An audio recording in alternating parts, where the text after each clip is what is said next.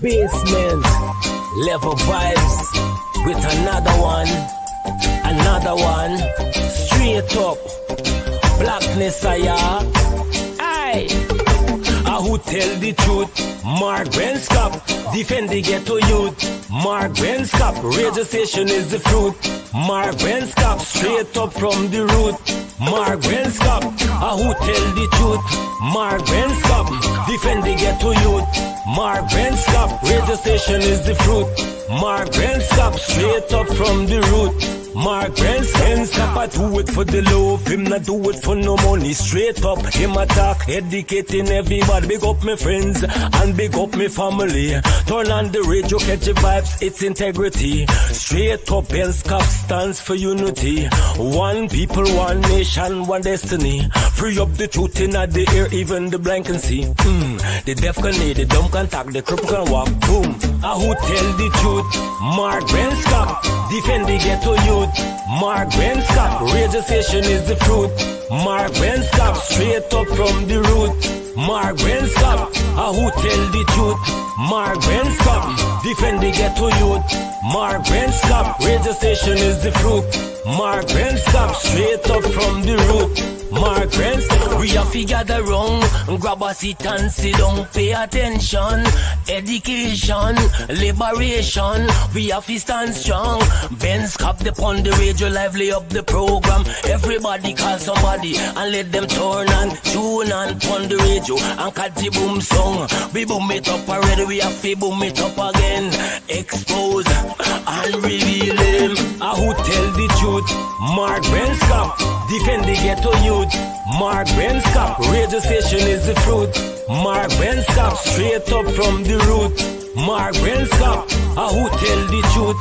Mark Benskop, defend the ghetto youth. Mark Benskop, radio station is the fruit. Mark Benskop, straight up from the root. Mark Benskop, I do it for the love, him not.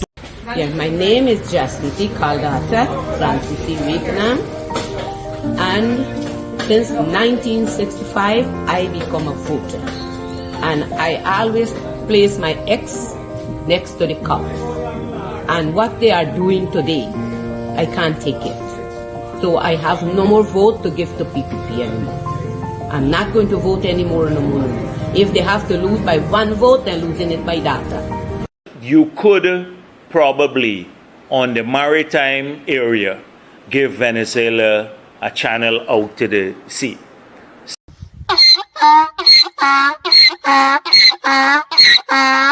Oh, Jesus Christ, if cost of living double, I don't know what happened. A pound of sugar is $300 already. Flour, everything gone up.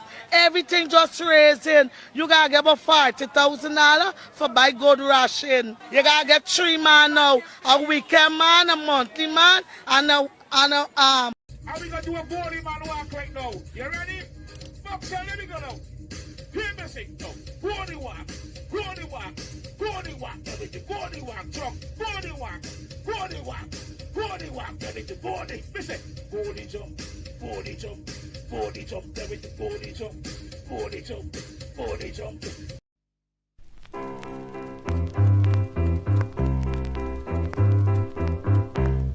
Hey fans, it's karaoke and oldies night this and every Thursday at Club Twilight Sideline Dam, Buxton. Dance to the magical songs of yesteryear by popular DJs and Camps Audio. Admission is free. Come out, let's make memories at Club Twilight Sideline Dam, Buxton North.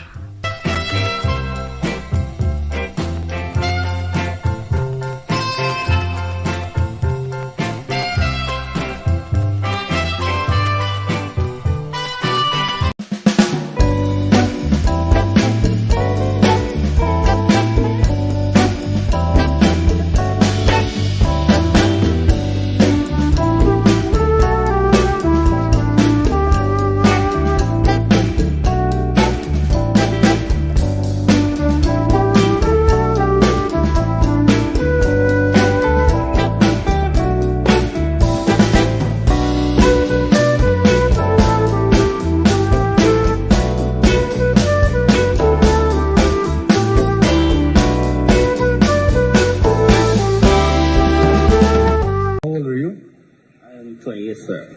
And where do you live? In PT. You own your own home? Not as yet. Apply for a house lot? Not yet. Well, sit down. You're not participating on the enhancement of your own life. At 28 years, you should be making better life decisions. Think about it. Thank you. Bye. You said valid votes counts. Votes cast must more votes cast must mean valid votes. Sorry. And Thank you so much for that. But if I could have a point of privilege, this is a family dialogue. If one person wants to talk longer, I am available to listen. So we're going to do this like we're sitting in the kitchen. I want to hear from you.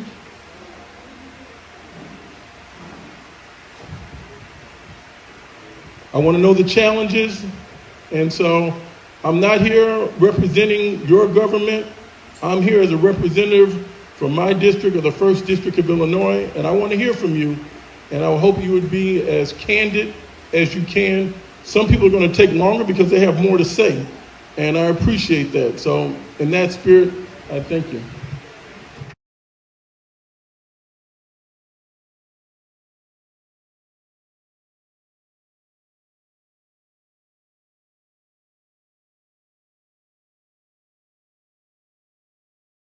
So if I got children, I must suffer them to take what I don't want to eat for myself. That is totally wrong. What? And the parents got to stand up. Rhonda, I really thank you for taking time. All right, let's start right off the bat. My name is Mark Ben Chapin. Welcome to Straight Up. We're going to rock and roll on this Tuesday evening, wherever you are. If you're in Guyana, if you're in Suriname, if you're in Holland, if you're in the UK, United States of America, wherever you are. And mind you, our biggest audience on Straight Up is in Georgetown, right? The second largest audience is in New York. So if you guys want a present for Christmas, you've got to increase. You've got to share the link and let people know that we're on right here on 107.1 FM.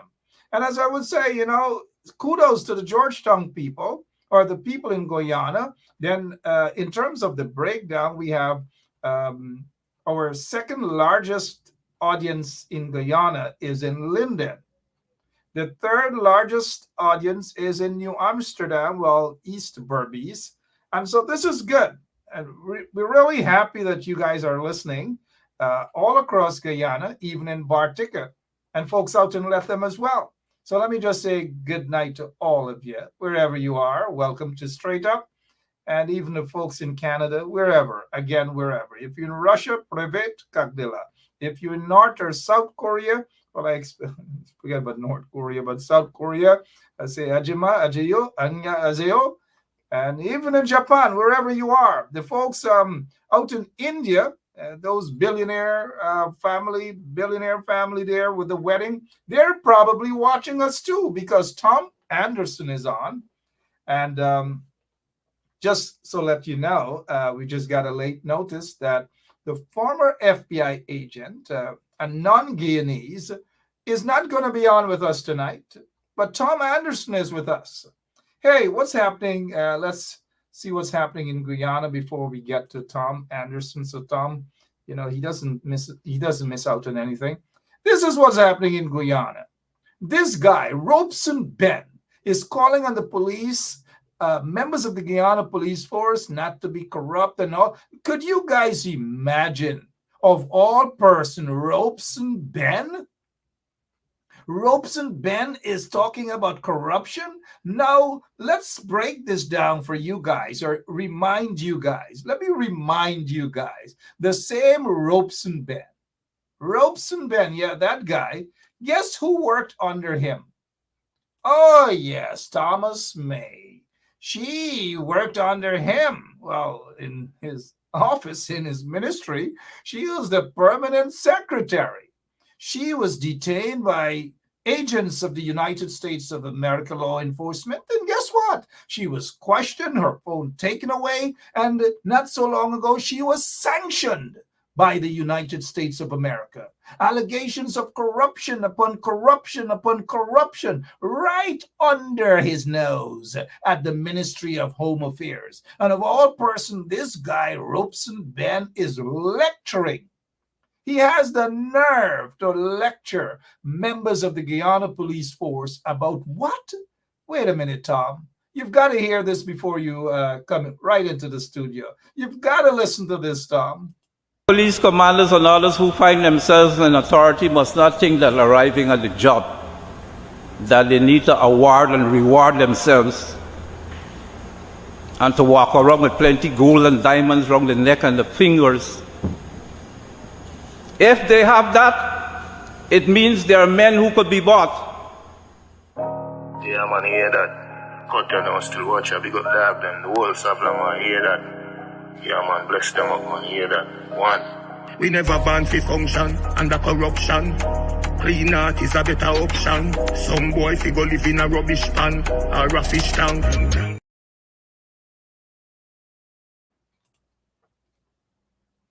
All right, let's begin right here tonight on 107.1 FM. 107.1 FM.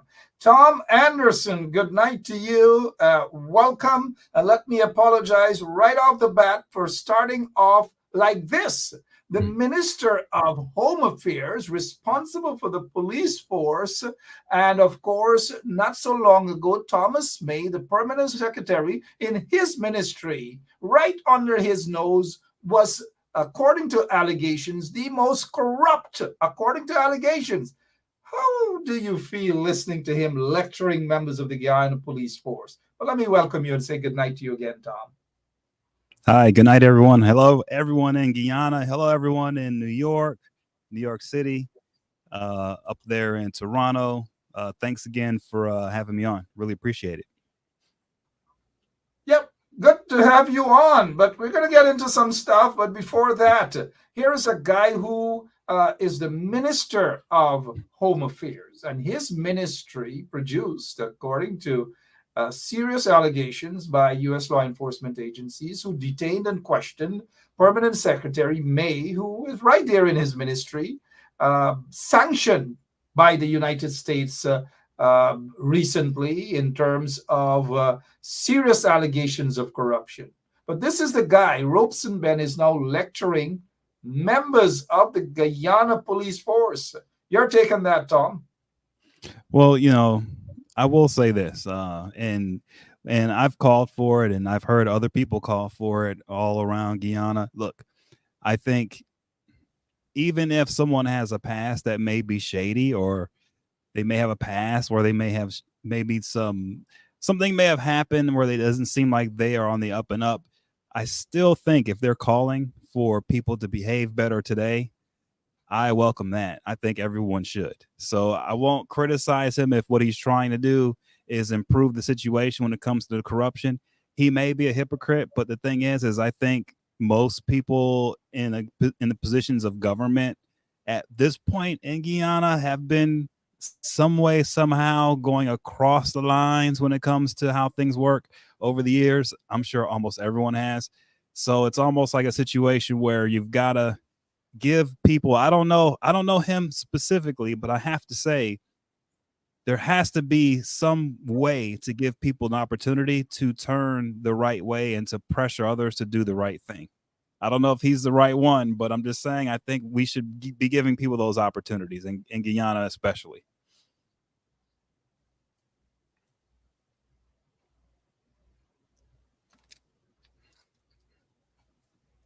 Okay, Tom, what a way to start the program. Lots of, and I deliberately remain silent because I know what 99.9% of the members in the audience are saying. Oh, no, Tom. Oh, no, you don't know this man. He was once minister of what?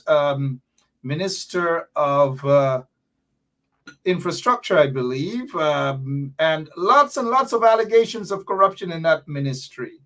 This guy's not an easy guy. He went after, targeted poor people, broke down their stalls, put them out of business, and all manner of thing, Tom. This guy doesn't have any sort of good. This guy, regardless, I know how you feel. You think that there's some sort of good within some people, as much as they may be corrupt. I don't know, as much as they may be corrupt or maybe some sort of hooligan in them. This guy is not good for Guyana, Tom. He's just not good. And people are not optimistic that there's any change. People are not optimistic that he means anything good at all. Because as you know, Tom, charity begins at home.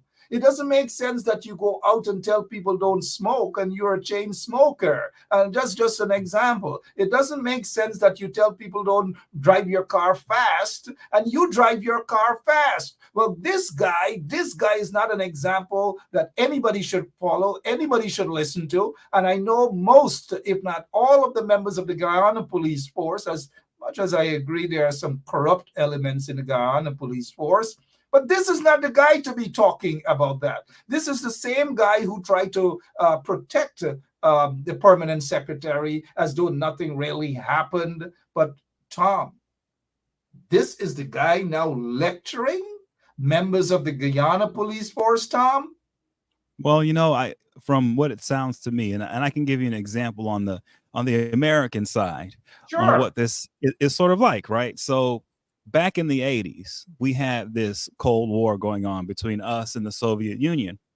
And I'm telling you, man, like, there wasn't a single communist that we trusted. Every single one of them, we hated them all. All Americans, basically, and any American who sympathized with them had a hard time. This is how it was, right? Well, here comes Ronald Reagan. Ronald Reagan comes in and he says he had a little term that he called, trust but verify. Okay. And he used the Russian term for it.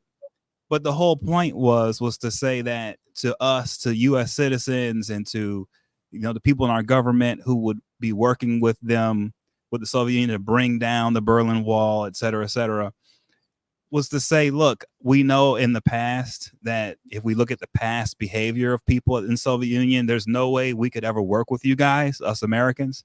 But if we can put forth a framework where we can work together on specific issues, and we can actually trust each other enough to work on those specific issues, but also verify that we're being honest on both sides, then maybe we can get somewhere with some things. I kind of think that's where Guyana is, right? I think it's a country where some frameworks need to be put in place on some simple things like the police force, right? And everyone needs to be allowed to be given the opportunity to do the right thing. Okay. Now, if they don't, right, you trust them to do the right thing. Now, if they mess up when the framework is in place and you verify and they're not up to speed with it and they're not doing what they're supposed to do, yes, you come down.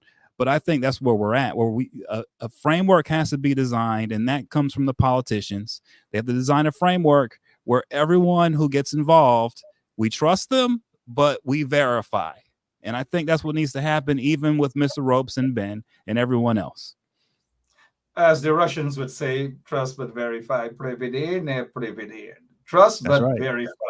And prevedere, ne prevedere. Trust but verify. Ronald Reagan's time, you're dealing with Gorbachev and those guys, and Gorbachev seemed to have been more of a kind of in-the-middle guy to work with and to get along with. He wasn't really a hard-liner as what we're seeing right now, and that's a different story. But prevedere, trust but verify.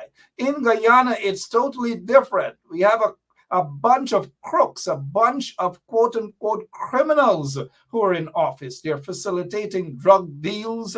They're facilitating gold smuggling, human trafficking, you name it, every single thing. It is difficult to give Guyanese that pill, that Ronald Reagan pill, trust but verify, to swallow. They're just not going to swallow it at all. And sorry that I have to say it like that.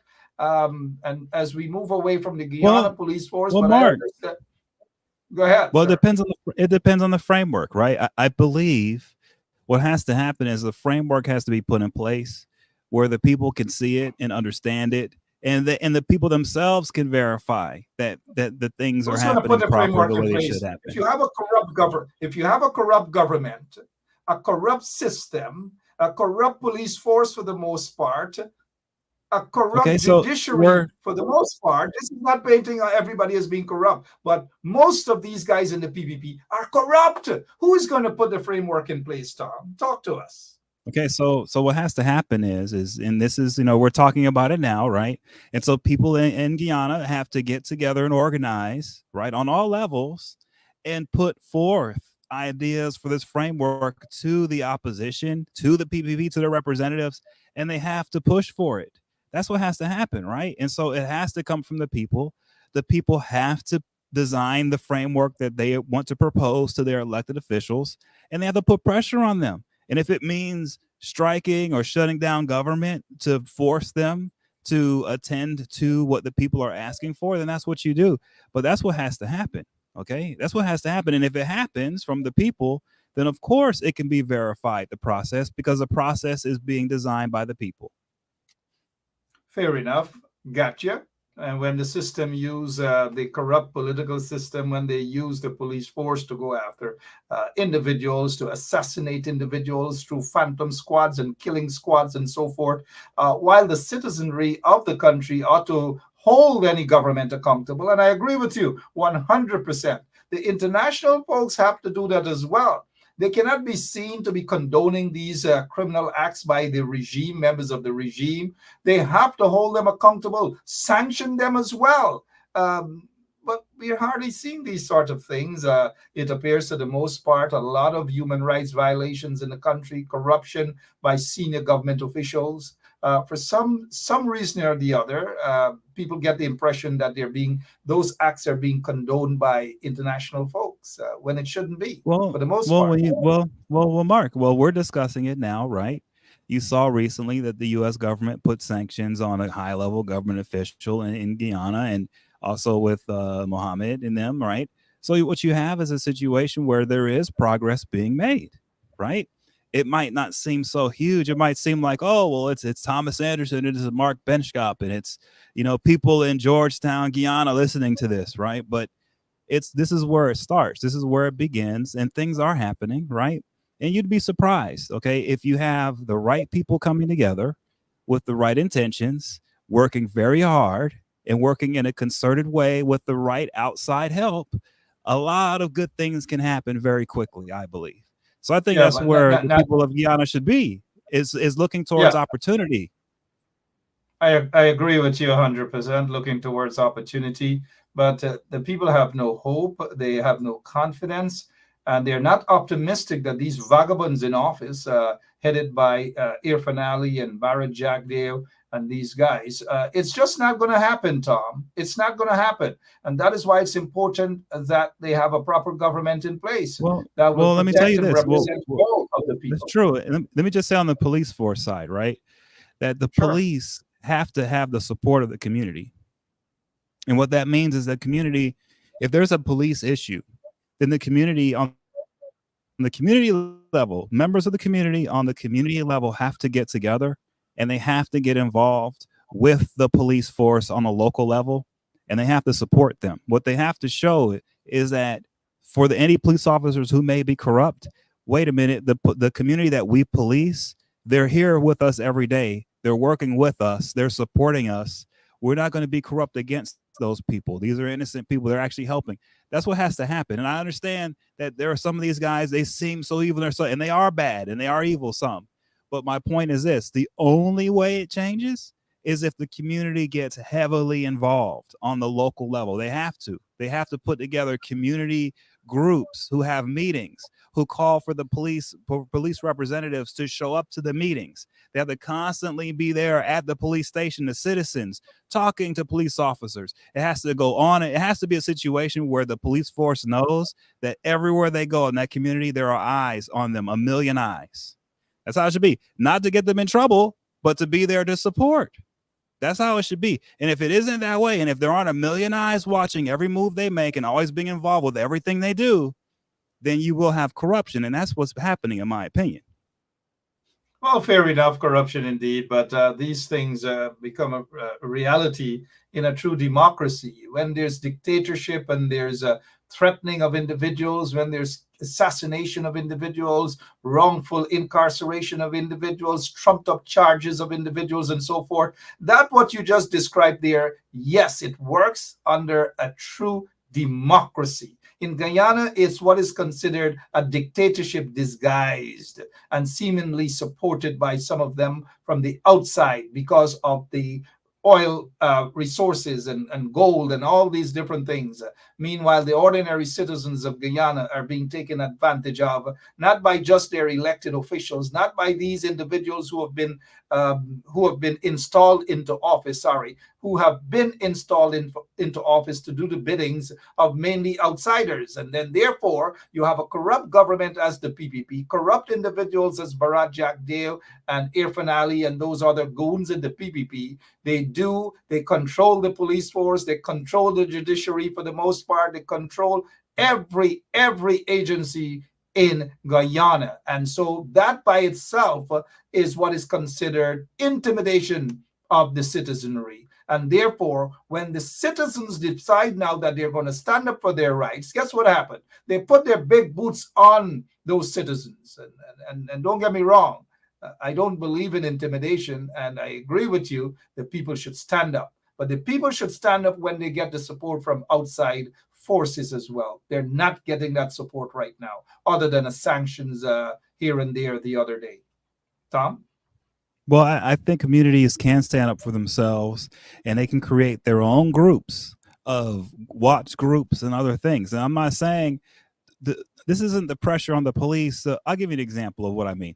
So back when I was really, really young in my college days, I used to work in a section in Miami that was home to, like, so many people from around the world would shop at this place, right? And so what happened is we would have certain groups of people come there that were organized criminals that would come in 5 or 6 or 8 people at one time and fan out into a store and all at the same time, and they're in and they're out and half the store is gone, right? And so there were 2 ways to try to deal with this. You could either be really angry every time you saw someone come in that looked like people that would do that, or you could give really, really good customer service to everyone who came into the store. And so what I was a manager. I used to make sure that every single person who came in there was someone there helping them happily all the time. And if you couldn't work for me and be happy serving a customer from the time they walked in until the time they left, well, you couldn't work there anymore.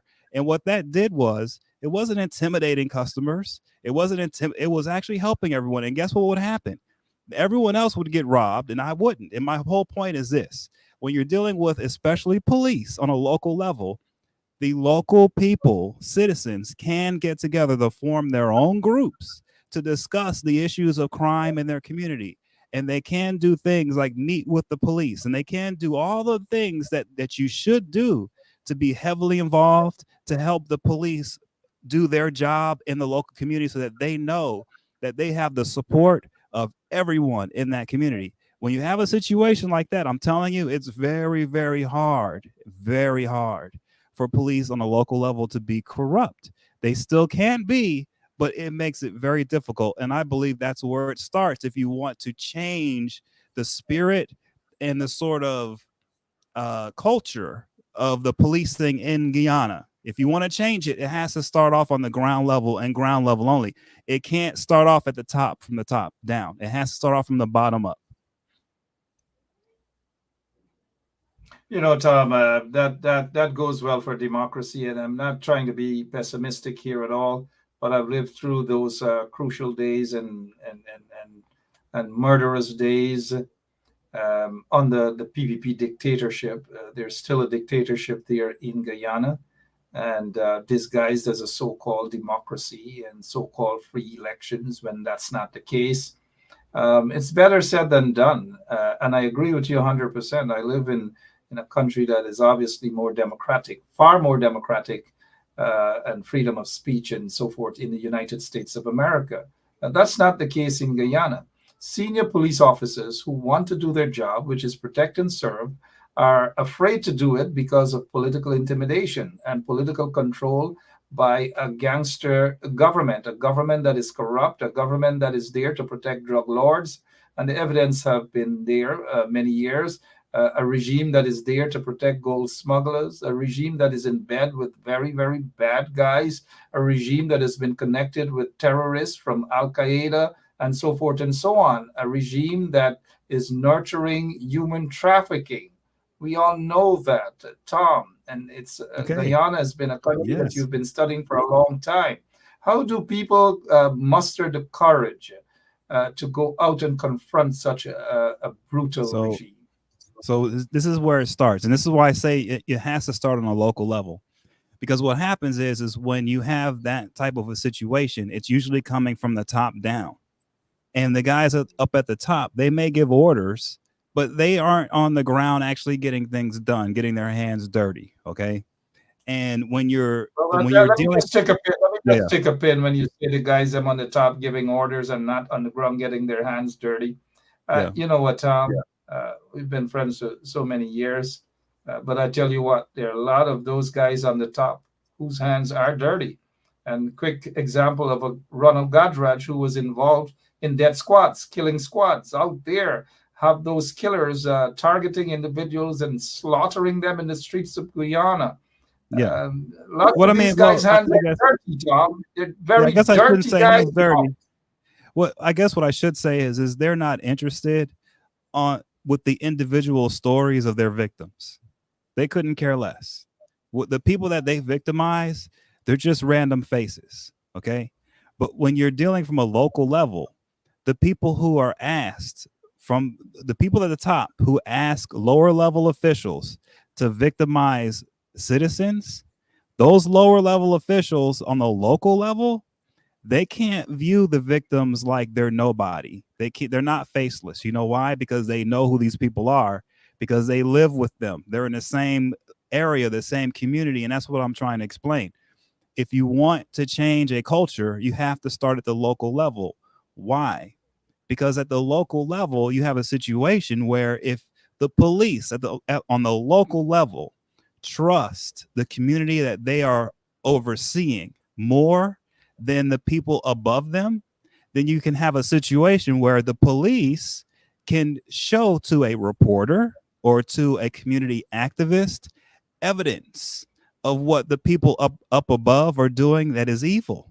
And those reporters can take that evidence, and those activists can take the evidence, and they can form powerful allegiances to go after the higher ups. You see? And so that's just the beginning, right? That's just one example. But my point is this: the place where you can form trust with government is on a local level. Once you have the trust formed, once you have that, then you can get access to the evidence that the higher ups are doing that's illegal. And once you have the evidence, you can actually make change. That's the key. But the way to get the evidence is through the local level, and the way to get that from them is through trust. You actually have to build connections. You have to actually give them an opportunity to do the right thing. You have to be there to support them through the thick and thin. And that's when you can open the door to the evidence to get to what's going on at the top. That's how it works. That's the only way to do it. That's how it works in a democracy. Guyana is basically a mafia entity, and I'm not cutting you down with what you're saying. I agree with you 100%. That's how it ought to work. But these gangsters in Guyana's government, these gangsters in the Guyana police force, many of whom, I'm not painting all of them with the same brush, mind you, the system is so corrupt, Tom. It is so rotten. Sometimes it's a shame. You have senior police officers who are alleged to be part of corrupt gangs. Some of them are being questioned by U.S. law enforcement agencies. You have police officers who have failed polygraph tests. You have police officers who are alleged to have taken 80,000 US dollars bribe to cover up narco trade. You have police officers, Tom, who are actual millionaires in Guyana, own 4, 5, 6 different properties, the most expensive vehicles in the country. While I agree with what you have said 100%, with such a scenario painted there in terms of the rampant corruption, very, very deep in the Guyana police force, and they're being supported by corrupt elements of the PPP regime. I don't know how much hope that instills in people that they can bring about the change. They are honest officers who want to do their jobs in Guyana. And when they do cooperate with citizens, when they're seen in public with an activist, or they're seen in public with somebody who wants a better Guyana, those officers are being penalized. Those officers are being transferred. Those officers are either forced into retirement. Those officers are either charged with some trumped up charges. I'm sure you saw the news with a policeman, Sergeant Bascom, who exposed the Guyana police force in terms of a cover-up, according to what Bascom said, a cover-up in the murder case of a guy by the name of Paper Shorts, who was murdered in front of Palm Court. Allegations were then that the Azruddin Mohammed was involved, allegedly, along with his security guys. The police force never detained, they never arrested, no questioning, no nothing. But Sergeant Bascom, who blew the whistle, the whistleblower, he was being penalized. He is being charged so many different charges and these sort of things. I just say, while we spend a few more minutes on this, is the picture of the Guyana police force isn't the best picture at all.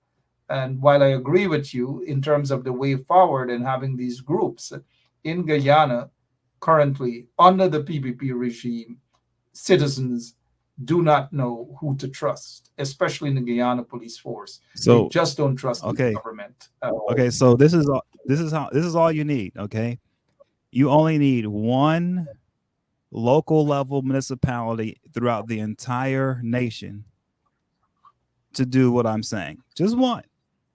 And when you see the success of it, which it will be quick, others can follow suit very easily. You just need one. That's all you need. Just one. And you'd be surprised what one can do. And the reason why I'm saying that is because of this. Even when a government is corrupt, okay, it's like a chain. Okay, it's like a linked chain. And a chain is only as strong as its weakest link. And I'm telling you, even some far-flung local municipality can be a weak link in a corrupt government chain. It doesn't seem like it, but it is. And that's what people have to understand, is it doesn't take much to change the government situation you're in. It really doesn't. It seems like it's such a huge endeavor, right? But when you really think about when governments change, they usually change really fast through people, through the local level being very frustrated, and there's some kind of violence usually, right? Well, all I'm saying is that seems like that's the only way to change government. It's not. You can do it the way I'm saying it as well. And when the change happens, it happens so quickly, people don't even realize what occurred. And I know this because I've seen it here in the United States. And I know you're saying it's democracy here, but I promise you, we have places here in the United States that you wouldn't recognize as democracy. I promise you, okay? It wasn't too long ago that people like with my skin color, and this was when my father was a child, there were certain towns that if you were him, you were there after sundown, you could be killed and it was legal. Period. End of story. So I'm just telling you, we've experienced the tyranny too. All of us have. The way that you change it is on a local level. You have to start small, little, but like I said before, you have to view it as a chain, and the weakest link is the strength of the entire chain. And usually those weak links are found on the local level because the people up high don't want to spend the time to learn the fine details of what's really going on down on the local level, down on the streets, everywhere throughout the entire nation. They don't want to take the time. That's too much work. So that's why that's the best place to initiate change, is where they can't see, and it's usually on the local level.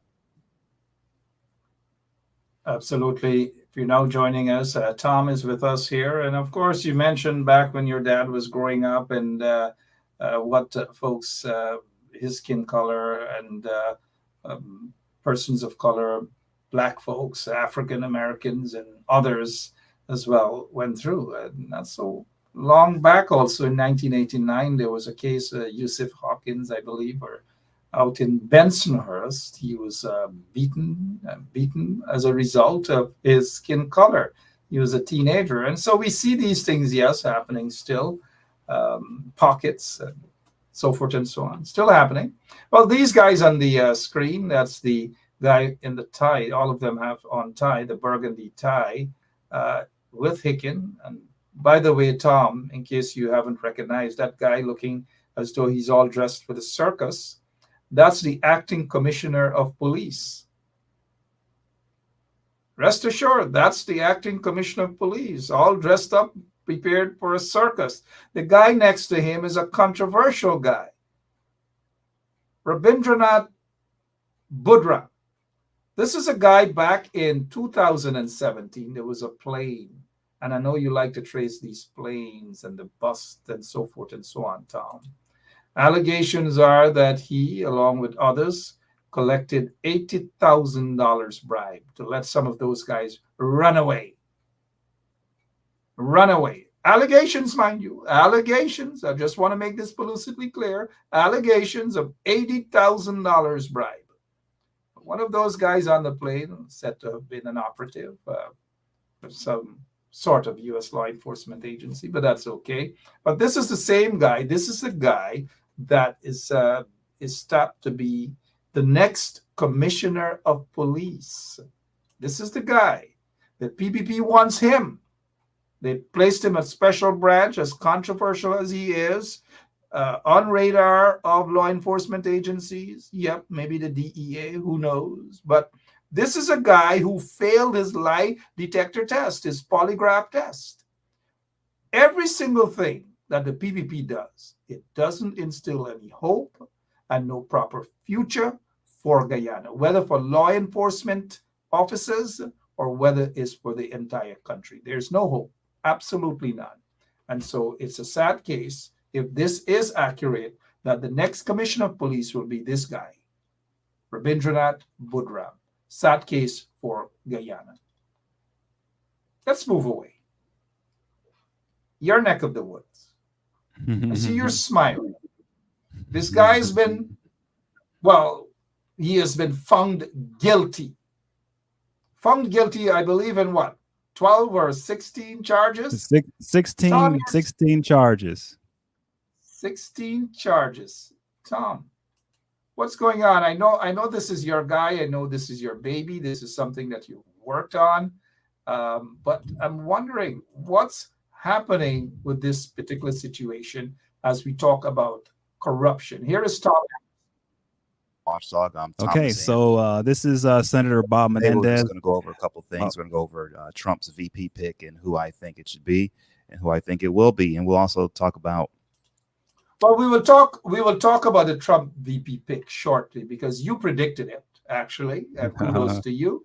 But talk to us about this guy here who has been found guilty, in fact, convicted now, 16 counts. Talk to us, please. Well, like I was saying about corruption and local level corruption and how to deal with it. Okay, so I saw in the comment section that a lot of people are saying that, you know, I haven't seen how bad Guyana is.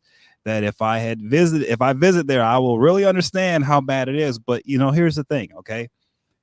Senator Bob Menendez was the chairman of the United States Senate Foreign Relations Committee. Our United States Senate is made up of only 100 members. So you have a situation where he was one of only 100 people on a planet of billions. Okay. He was so powerful. He was more powerful than most nations' presidents. Okay. So this individual has now been convicted for acting as a foreign agent for other governments while he was chairman of the Senate Foreign Relations Committee. At the same time, he's been convicted of taking bribes. He's been convicted of honest services corruption, depriving the people and the voters of giving them honest services. And so what we're dealing with is a guy who at the top is as corrupt as it can be, and his corruption dealt with actually going in and trying to rig cases on criminals who had hurt people. On top of that, he tried to help the Egyptian government get away with murdering the boyfriend and family members of a U.S. citizen, and almost murdering a U.S. citizen with U.S. military weapons.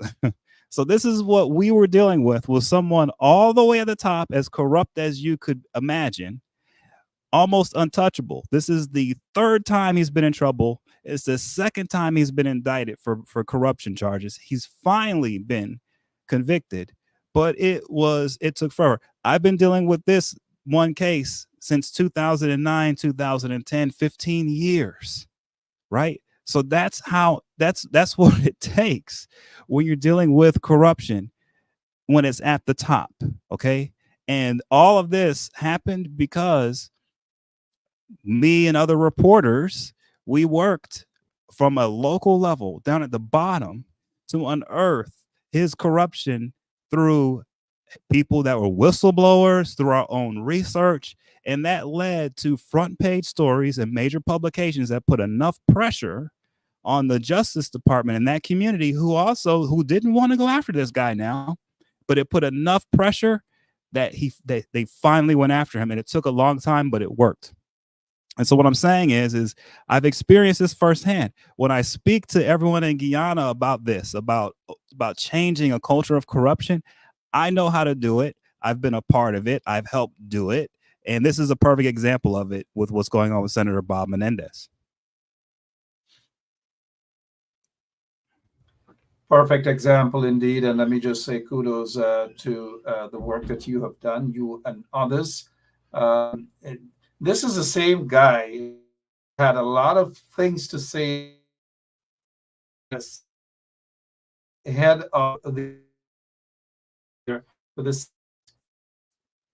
that counterpart on the congressional side was also a leading member in the congressional side of the Foreign Relations Committee. That is Meeks, another guy that you have investigated many years ago, probably still do. But how much this shows up, these guys' involvement in foreign countries and political elections, interferences, and so.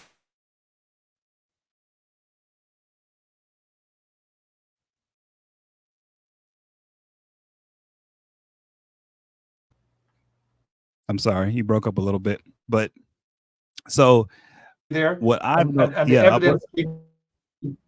Go ahead. I'm sorry, you can finish. Sorry, go ahead.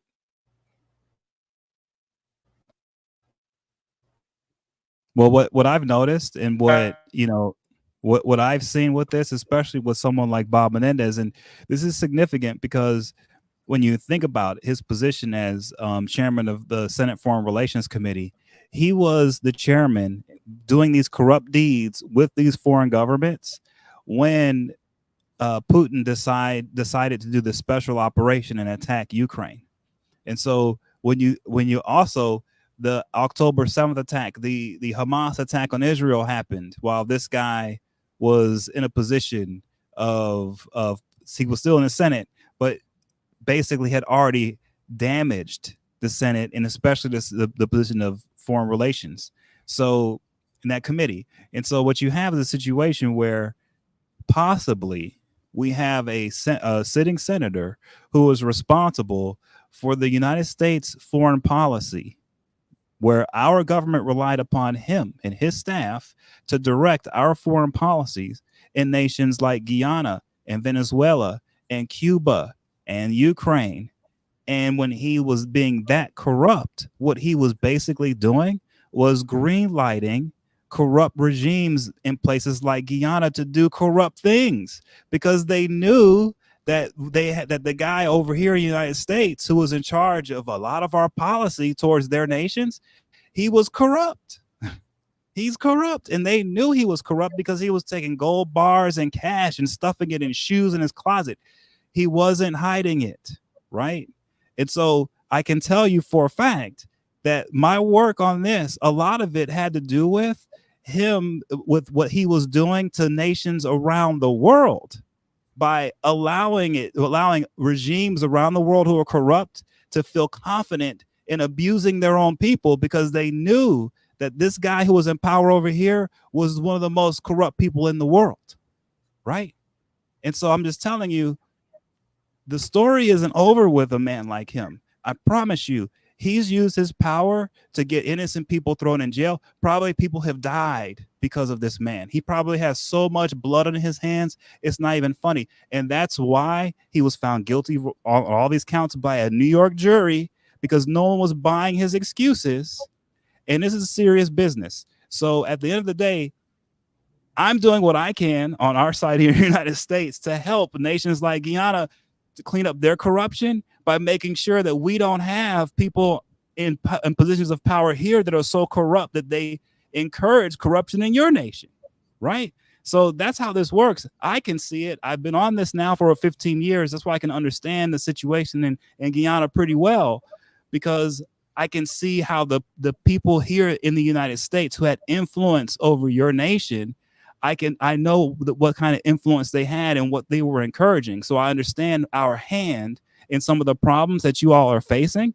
And so when I'm giving an antidote, it's not coming from a place of ignorance. It's actually coming from a place of great understanding, because not only do I know from your perspective on a local level, because I've lived it in Miami, but at the same time, I understand how the foreign powers are influencing your nation and causing the corruption as well. And I understand how they're doing it.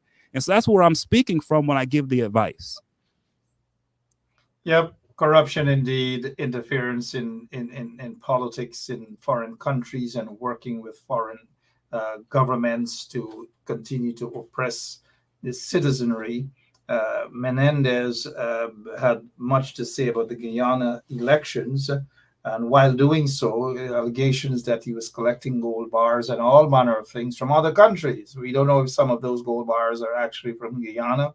But what is interesting, though, his wife, her case has been put on hold indefinitely. I'm wondering whether she is going to be used as a star witness, or, well, he's already gone, but whether she was used as a star witness against him. Who knows, Tom? You've been following, you've been doing a lot of. Okay, well, the judge. So her case was separated from his case because she has breast cancer and she's getting treatment. Well, the judge this morning suspended her case indefinitely. So it's not gone, it's there, but they're not moving forward on her case at all, and they haven't given a next date for when they're going to do anything. Usually when that happens, that means that she's cutting a deal. So she's probably cutting a deal, and there's going to be more shoes to drop. That is why I've said or suggested that maybe she had done some talking behind the scene in order to save herself from jail, and therefore she threw her husband under the bus, so to speak. They struck a deal with her. Could be. I'm just saying. But you have seen some of these politicians go down. This is a big blow for the Senate. It's a big blow for the Democrats, especially during an elections year. How much of an effect this would have on the elections for the Democrats? So right now, and Nadia Zitman. No, I'm not saying Guyana anymore. Sorry. So she said in the comment, I'm not saying, but I'm pronouncing it different today. Yes, Guyana. Okay, so yeah, so I don't think this is going to affect the Democrats at all long term. Short term, it does hurt because it shows that, you know, they've got corruption going on over there in their party, man. They've got some serious corruption going on in their party. The Republicans, you know, are power hungry and they're scoundrels and they're corrupt too. But man, the Democrats take corruption to another level sometimes. And Bob Menendez is just one of them. And it's going to remind voters short term that, yeah, man, there's a corruption problem going on with the Democrats on many, many levels. With that said, the problem that the Republicans have is that Trump has basically destroyed the Republican Party. So they're not going to be able to take advantage of what's happening with Bob Menendez, the Republicans. They don't have an infrastructure set up to take advantage of this politically.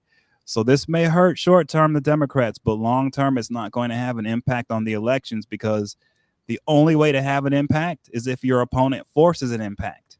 And the Republicans just are not in a position to force an impact on this. As a matter of fact, Trump and Menendez are kind of like buddies on a lot of things. So I don't know. So I don't know if they really want to criticize too hard from the Trump place, because, they're kind of, Trump and Menendez are kind of aligned politically on many, many things. All right. Speaking of the gold bars, it reminds me of the Thomas Carroll visa scandal in Guyana. That senior U.S. Embassy official who, it's not relevant that his wife was Chinese, and according to court documents, she was translating everything into Chinese, and all manner of things, the gold bar, the corruption, the using of local law enforcement officers. They had members of the Black Clothes who were being used as strong men, and so forth and so on. And I know of another particular case not so long ago, maybe quite a few years, but not so long ago, of corruption by some of those officials as well. Tom, anyways, kudos on this job here. Kudos as we move on to something else. I'm sure you've been watching and reading this here. A Natural Resources Minister, Vikram Bharat, questioned by U.S. federal agents at JFK. He has since refuted that. He said, no, he was not questioned. In fact, they extended a courtesy to him. But this is here. We see in this photograph appears to be two undercover law enforcement agents, along with a Border Patrol agent walking there with him. He has denied that he was ever detained or questioned. And what is surprising, though, Tom, is that the embassy issued a statement or a comment. And the embassy, according to news source news, it says here, U.S. Embassy says Natural Resources Minister not questioned nor detained during, quote unquote, meeting with U.S. authorities. I'm not sure, but law enforcement agencies conducting investigations and so forth, I suspect that not even ambassadors will be oblivious as to would have an understanding as to what's happening. They're totally oblivious. Law enforcement agencies do not communicate with ambassadors to tell them that they are currently investigating anybody or they are going to question somebody. I doubt that that is the case. But Tom, talk to us, please. Well, there's so many ways that you can sort of parse this out. The bottom line is there was a meeting between the Natural Resources Minister and U.S. authorities. Whatever this meeting was, no one is saying what it was about. So that means to me that it couldn't have been that positive, right?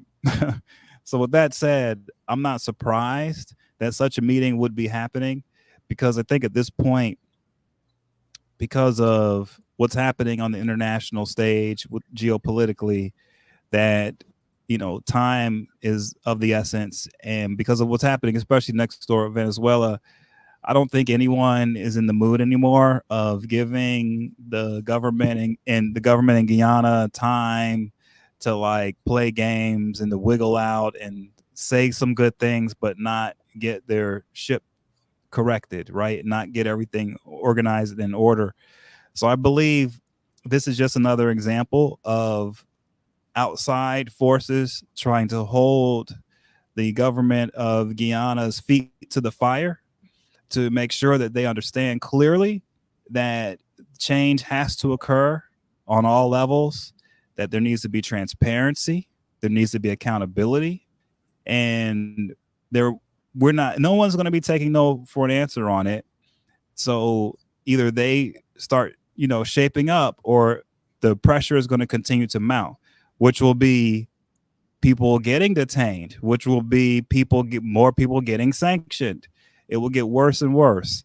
So that's what this seems like to me. It's a nice way of our government saying, hey, we're concerned. Here are some issues that we want to express to you. Hopefully you can take it back home and share it with your higher ups, and we can work together and come to some type of resolution for some of the issues that are happening on the corruption in Guyana.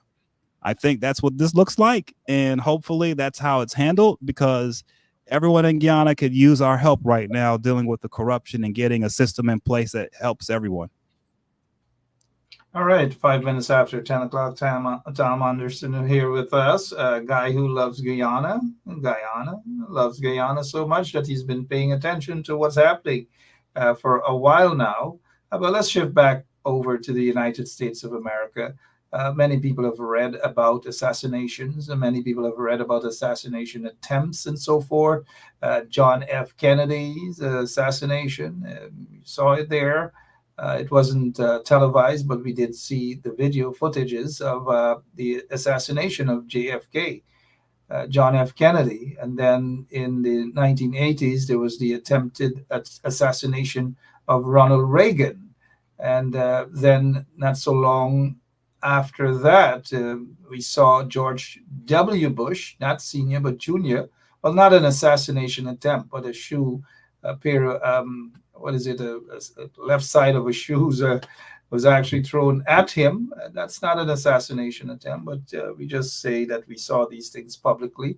But more recently, Tom, just a few days ago, we saw what is considered to be an assassination attempt on the life of the former president of the United States and presidential candidate Donald Trump. Let's go to that video, please.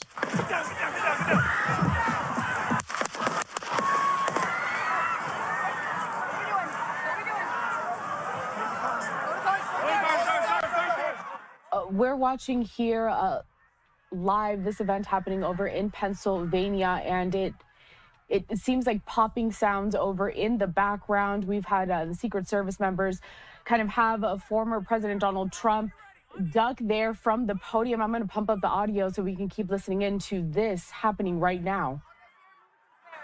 Get ready. We ready?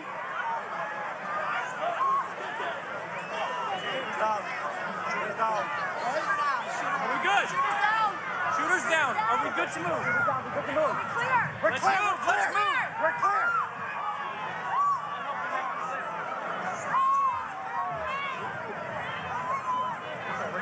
Come on. Let me get my shoes. I got you, sir. Let me get my shoes, sir. Hold on, your head is bloody. So we gotta move to the bus. Let me get my shoes. Tom, quickly here, as we look at that and we contrast that with the assassination of John F. Kennedy, Secret Service agents back then ensured that even as John F. Kennedy was injured in his vehicle, they surrounded the vehicle, but they got him out of the way as quickly as possible. A couple of days ago, we didn't see that here at this assassination attempt on the life of former President Donald Trump. It took them a while before they removed him from there. He was more interested also in his shoes. Secret Service agents should have just grabbed him and pull him out of that area with immediate effect. There was no time for this. There was no time for where's my shoes or nothing of that sort. But how do you describe it and in terms of the assassination attempt on the life of Donald J. Trump? Well, okay. Well, first of all, not surprised that it happened. And people, I think it's hard for everyone right now in the world to really wrap their heads around the type of deadly technology that is available to the everyday commoner around the world. There are so many weapons out there that can be used to assassinate. It's not even funny. I believe the former Japanese prime minister a couple of years ago was assassinated doing a community political stop. A former military guy made a homemade gun and shot and killed the former prime minister, Shinzo Abe. Okay, so I think the world should realize that we're in a new place right now. We're at a place now where people who have a public persona, people who are known publicly, have to have security with them all the time. They have to be worried that someone will try to take their life all the time. Unfortunately, that's where we're at now. And what's really scary is people aren't even thinking about what happens when these shooters decide to, instead of using their body to climb up on a roof, they use a drone. I mean, this is where we're going. Okay, we're getting to a place, technology-wise, where people's lives are in danger everywhere you go. This is why we're having school shootings all the time. So, you know, I'm a big believer in the Second Amendment in the United States. I believe that we should be able to own weapons, but at the same time, this has pretty much gotten out of hand, right? And so, unless we do something, we're going to be in a situation where we are going to see politicians get shot at a lot. It's going to happen more and more and more and more, I believe. So we might as well just get used to it. And with that said, I think the response to it, most people aren't even taking it that serious what happened with Trump, because there has been so much violence with guns for so long now. It's been nonsensical. It's been out of control, right? So this is just, to me, another link in the chain of violence, gun violence. We see it now on Donald Trump. I'm not surprised on that. With that said, when you talk about the security around him and how it was lackadaisical and how they were letting him pump his fist in the air, well, that's a whole nother Trump issue, I believe. People can point to the Secret Service on that, but I point more to Trump on that, because he's a type of individual that he feels that he said he believes loyalty is more important than following the law or following the rules or even doing the right thing. In his mind, being loyal to him is better than doing the right thing. Period. In the story. And that's how he operates all the time with everyone. So when it comes to his own security detail, I promise you, the way he has treated them from day one is they are to be loyal to him instead of loyal to their training. That's just the way he does it, because he feels he knows better than everyone all the time on everything. So I'm not surprised that his security detail held up for him to hold his fist up, because the way that he has probably trained them up to that point was to listen to him above their own training. It wouldn't surprise me, because that's how he treats everyone around him. That's a blind spot he has, but he doesn't care because he also uses that as a strength. With that said, that's what I saw with the security there.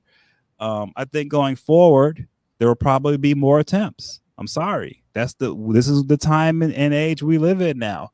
We're at the point where the crazies are just going out there trying to make a name for themselves. And so, yeah, I think this is going to happen more. And I don't think people are taking it that serious. I really don't. All right, people should take it very serious, because it's a crucial time in the United States of America. They have to tone down in terms of their rhetoric and their violence and all manner of things. And let's hope that it doesn't get worse. But days after that, he chose his VP candidate, and you made this prediction not so long ago. The post Biden presidential debate debacle against Trump, and what I think the strategy should be going forward, and why that strategy should work if it works. And why am I saying all this? And why am I here? Well, this is 18 years now. So I've been at this for 18 years, since 2006. I started my little consulting company called Tom Research. And since then, I've been helping behind the scenes with the media. First, I started off with the Palm Beach Post, helping with a few of their columnists and a few stories. I got a little volunteer job doing that research job. It was almost like an internship with them through the first ever Black female board member for their editorial board. So she passed away, but.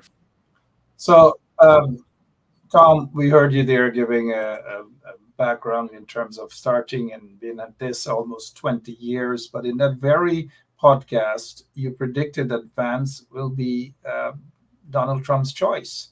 Talk to us about his choice and whether it is a good choice or it's a bad choice for America.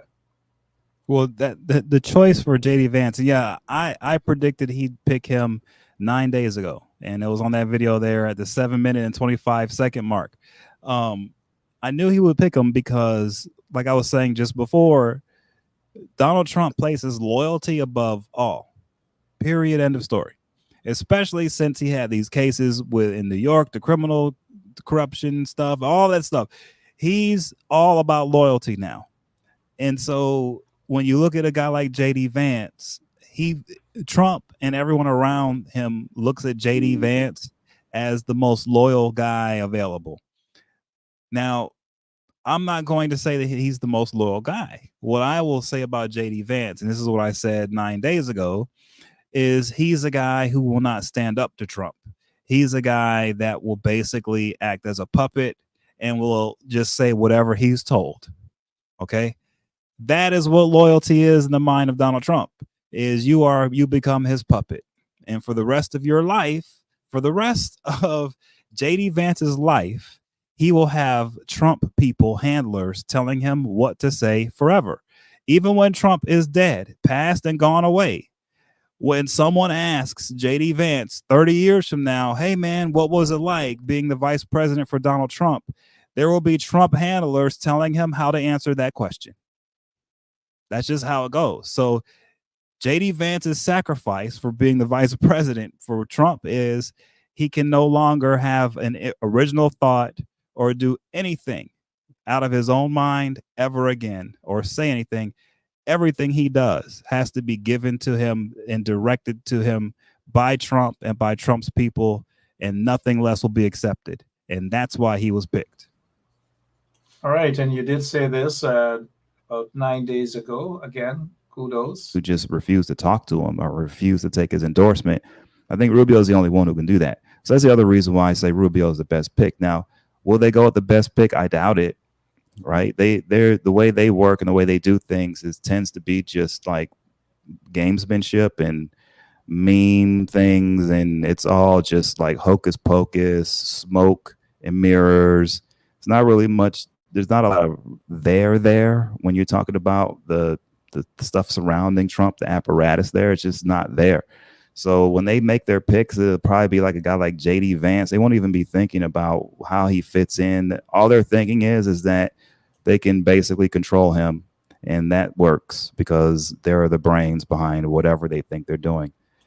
Okay, so there it goes. 9 days ago, that's exactly what you said, Tom. JD Vance, not so long ago, he said that Trump, and I quote, might be America's Hitler, might be a cynical a-hole, cultural heroine, noxious and reprehensible. All these things describing Trump, coming from JD Vance. That's right. That's right. I mean, look, he's bent the knee, and he's agreed that that's it for him. From here on out, he will be a puppet. Not only that, Vance said, Tom, sorry, I'm never Trump guy. Never liked him. Terrible candidate. Idiot if you voted for him. JD Vance, not so long ago. What's happening? Well, look, I mean, but because here's how it works. If you become Trump's puppet, then you get all these nice, good things in life, like you get to be the vice president. Like Cruz, what is it? Cruz out in Texas? Yeah. Yeah. If you try to do your own thing, then if JD Vance tried to do his own thing, he wouldn't even be a senator right now. Right? That's how it works. And so JD Vance knows. And the perfect example of this is, look at the United States media, the mainstream media. If you look closely, now look, these people are professionals. They know what they're doing. So they don't show their hand so easily, okay? But if you look closely, everything they do is Trump-centric. Even if it's negative, it's all designed to give the viewers the view of the world that Trump cares about. Not anyone else's view, Trump's view. This is the media. And the reason why the media does it is because they're corporate masters. That's what they understand, because their corporate masters want to get paid. And so for them, the Trump-centric world works. That's where the media is going on this. And so there's a situation here where Biden has a serious problem. And the problem that he has is for the first time in many generations, the mainstream media is on the side of the Republican. It's usually always they're on the side of the Democrat. They are on the side of the Republican this time around. They're on the side of Trump. And you know what? The reality is they were on his side when he beat Hillary too. It didn't seem like it. They were. So that's the problem that Biden's facing, and it's a serious problem because the Democrats won many presidential races because the media was rigged for them. Now the Republicans have it, and it's going to be a hard fought battle for the Democrats to beat Trump.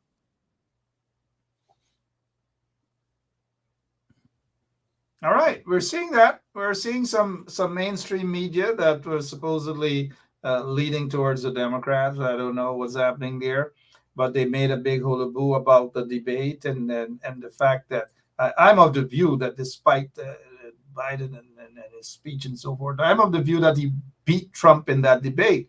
But it reminds me, though, of that first televised debate in the history of America. And for those who have been following it, it's the debate between Richard Milhouse Nixon and John F. Kennedy. John F. Kennedy was very young then, and he basically wasn't doing well in the poll until after that debate. Lots of young voters, lots of females, and so forth. Richard Milhouse Nixon was sweating in that debate, in that first televised debate. And in this last televised debate that we saw between Mr. Biden, President Biden, and Trump, reminded me of that first ever televised debate. In this case, I do believe that Trump lost the debate, but Biden kind of fumbled a little bit of inaudible. And I think people are paying much focusing much on that, and they're not focusing on how many counts of felony convictions? 34, Tom? Nobody's 34. talking about that. It seems as though that's okay now. That's the media, It's man. okay. That's the corporate media. They're not going to allow that type of conversation to occur, right? They're just not. I guess it's because if it was maybe State Senator John Sampson, maybe if it was somebody looking like John Sampson, maybe if it was Barack Obama, it would have been a big issue for America. Big issue, even if it was 2 counts of felony convictions compared to 34. And that's not an issue at all, Tom. But before we go, Mr. Anderson and all listeners, we're hearing that an imam was picked up entering the United States of America. An imam from Guyana was picked up, according to information, and was questioned by U.S. law enforcement agencies. Tom, what's going on? All these people, whether connected to the PPP, whether they're PPP ministers, they're officials of the PPP, relatives of ministers of the PPP, their visas are being revoked, they're being detained and questioned by U.S. law enforcement agencies, officers, so-called business people connected to the PPP, massive level of corruption, and now it's gone over now to an imam. I'm not sure if that imam is close to the CIOG or whatever. I don't know. But according to this news, the imam was picked up and escorted off the flight from JFK International Airport and questioned for more than 4 hours by federal investigators, federal law enforcement officers. Tom, what's going on in Guyana? All these and detentions. What's happening, Tom, in your closing remarks, please? Well, I mean, look, it's good news and it's bad news, right? Well, the good news is at least there is movement occurring. Things are happening to try to hold some people accountable that are causing and creating chaos in Guyana, right? So you got that. But the sad thing is there's so much of it happening. And it's sad that we have men of the cloth getting caught up in it too. But this is what happens. I mean, this is why the situation is so complicated, right?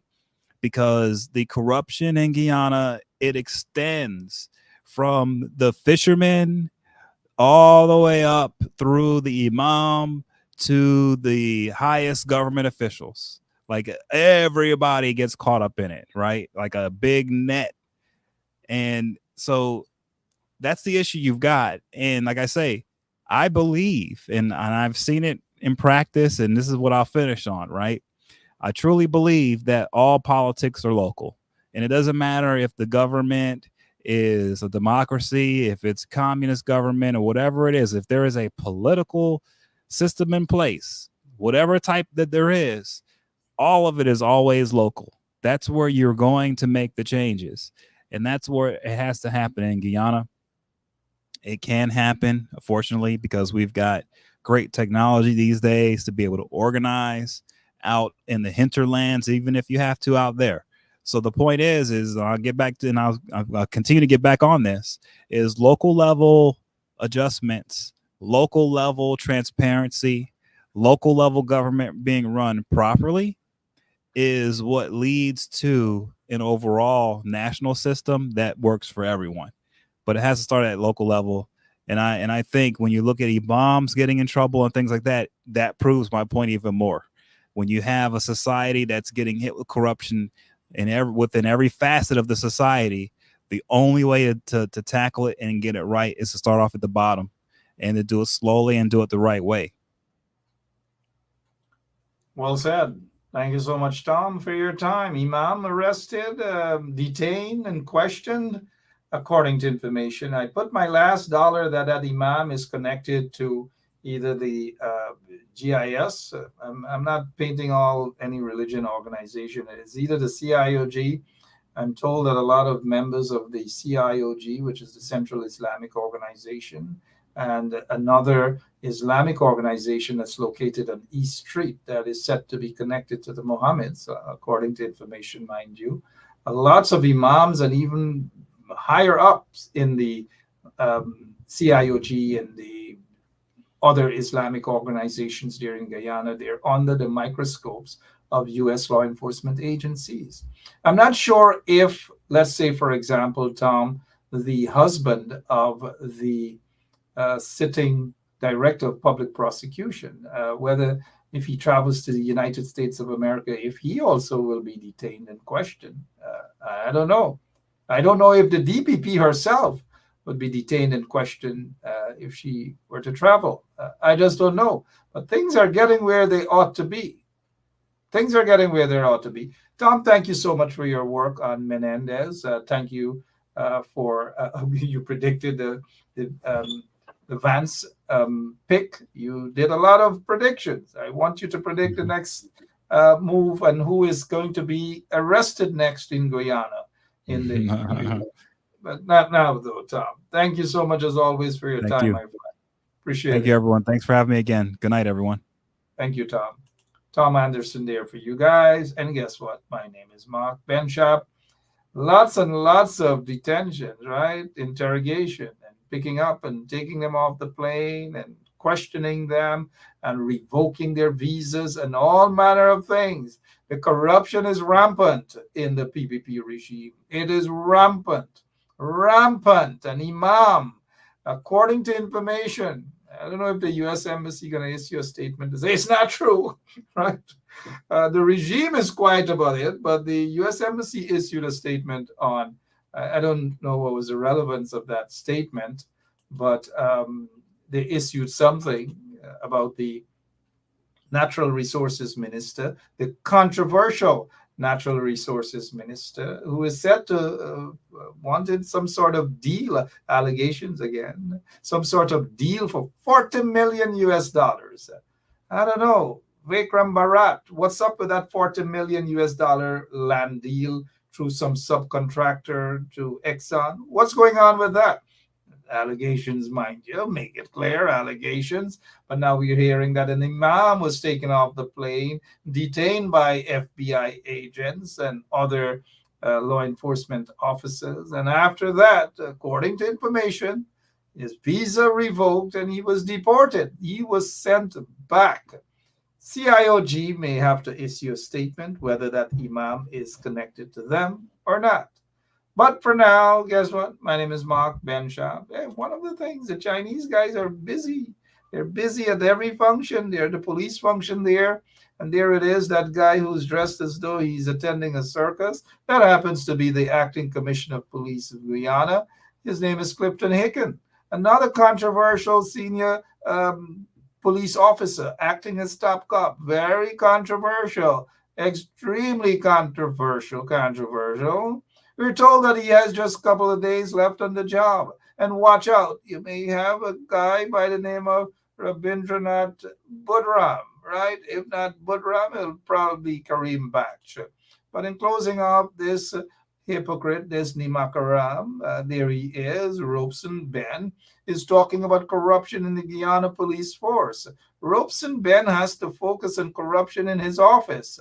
Robeson Ben has to take some polygraph tests to say whether he received gold chain, whether he received bangle, whether he received whatever rings, gold rings, diamond rings. He has to talk about whether he received vehicles, whether anybody, any member of his family, his son, and all these sort of things, whether because his son is said to be working with him right there at the Ministry of Home Affairs. But these guys love to talk about corruption. They love to talk about nepotism and all manner of things. But, good for those guys in the Guyana police force.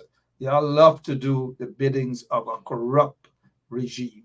But this is the same ministry, though, headed by Robeson Ben. Allegations of paying for gun licenses and all manner of things. Corruption about passports and selling passports to individuals who are being used as drug traffickers, and all manner of things happening under Robeson Ben's watch. But this guy has the nerve to talk or lecture the police about corruption.